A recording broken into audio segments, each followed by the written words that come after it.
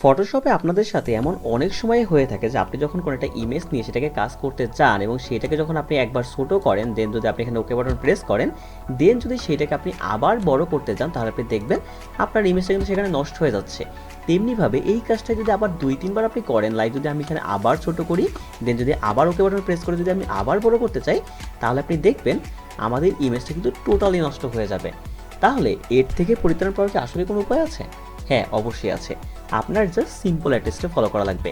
সেইটা কি? সেইটা হলো আপনার ইমেজের লেয়ারকে স্মার্ট অবজেক্টে কনভার্ট করা। এবার দেখুন, এই যে আমাদের ইমেজটা আছে, এটা কিন্তু আমাদের স্মার্ট অবজেক্টে কনভার্ট করা নেই।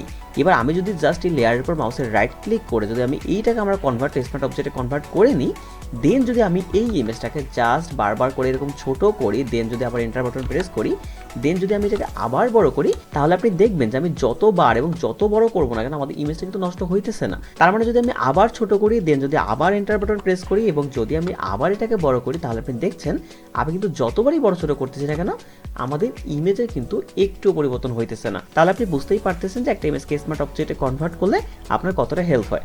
সো আশা করছি আজকের পর থেকে আপনাদের এই প্রবলেমটা ফেস করতে হবে না। সো আজকের জন্য এতটুকুই। দেখা হচ্ছে সম্পূর্ণ নতুন কোনো ভিডিওতে। এরকম আরও অনেক গুরুত্বপূর্ণ ভিডিওর জন্য আমার সাথেই থাকুন। ধন্যবাদ।